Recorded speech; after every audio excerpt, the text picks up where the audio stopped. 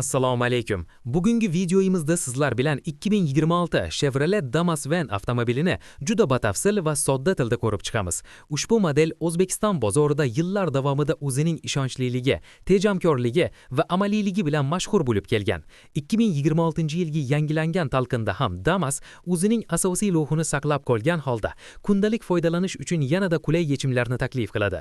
Ushbu video orqali siz tashqi dizayni, ichki saloni, texnik imkoniyatlari, harakatlanish xususiyatlari va narxlari haqida to'liq tasavvurga ega bo'lasiz.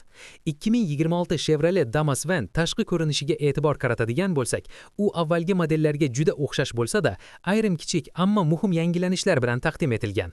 Old qismida soddaroq va mustahkam ko'rinishga ega bamper, klassik radiator panjarasi va an'anaviy faralar joylashgan. Bu avtomobil dizayn jihatdan zamonaviy sport uslubini emas, balki funksionallikni birinchi o'ringa qo'yadi. Ixcham kuzov o'lchamlari shahar ichida harakatlanishni juda qulay qiladi. Tor ko'chalarda burilish, parkovka qilish muammosiz amalga oshiriladi. Yon tomondan qaralganda, avtomobilning baland tomi va tekis chiziqlari yuk tashish yoki yo'lovchi joylashtirish uchun maksimal foydali hajm yaratishga xizmat qiladi. Orqa qismi esa keng ochiladigan eshiklari bilan ajralib turadi. Bu yuk ortish-tushirish jarayonini ancha osonlashtiradi. Ichki saloniga o'tsak, 2026 Chevrolet Damas Van bu yerda ham o'zining soddaligi va amaliyligi bilan ajralib turadi.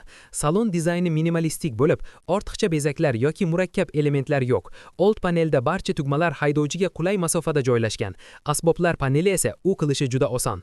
Tezlik ko'rsatkichi, yoqilg'i darajasi va boshqa muhim ma'lumotlar bir qarashda ko'rinadi. O'rindiqlar oddiy mato bilan qoplangan, lekin kundalik foydalanish uchun yetarli qulaylikni ta'minlaydi. Haydovchi o'rindig'ining balandroq joylashuvi yo'lni yaxshiroq ko'rish imkonini beradi. Bu ayniqsa shahar sharoitida juda muhim. Yo'lovchi tashish versiyalarida orqa qismda bir nechta o'rindiqlar mavjud bo'lib, ular qisqa masofalar uchun qulay hisoblanadi. Yuk tashish uchun mo'ljallangan variantlarida esa orqa qism butunlay bo'sh bo'lib, katta hajmdagi yuklarni bemalol joylashtirish mumkin. Texnik tomoniga to'xtaladigan bo'lsak, 2026 Chevrolet Damas Van kichik hajmli, lekin tejamkor dvigatel bilan jihozlangan. Ushbu dvigatel yuqori tezlik yoki kuchli tezlanish uchun emas, balki barqaror va ishonchli harakatlanish uchun mo'ljallangan. Shahar ichida va qisqa masofali qatnovlarda u o'zini juda yaxshi ko'rsatadi. Mexanik uzatmalar qutisi sodda va ishonchli bo'lib, tezliklarni almashtirish oson amalga oshiriladi.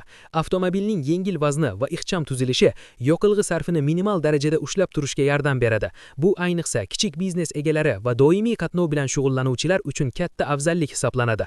Harakatlanish jarayonida Damas o'zini sokin va boshqarilishi oson avtomobil sifatida namoyon qiladi.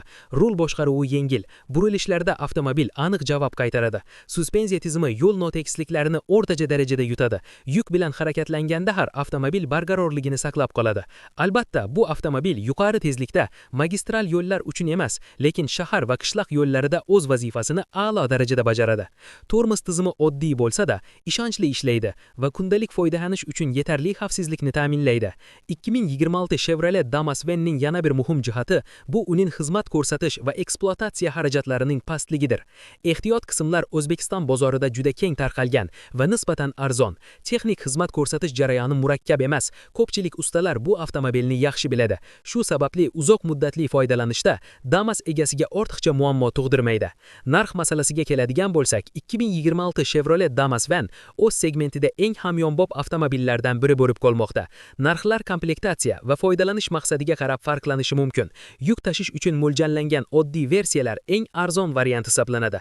Yo'lovchi tashish uchun mo'ljallangan va biroz qulaylashtirilgan modellarning narxi esa nisbatan yuqoriroq bo'ladi. Shunga qaramasdan, o'z narxiga nisbatan taklif qilinadigan imkoniyatlar Damasni juda jozibador tanlovga aylantiradi. Xulosa qilib aytganda, 2026 Chevrolet Damas Van zamonaviy dizayn yoki yuqori texnologiyalarni emas, balki ishonchlilik, tejamkorlik va amaliylikni qadrlaydigan haydovchilar uchun yaratilgan avtomobildir.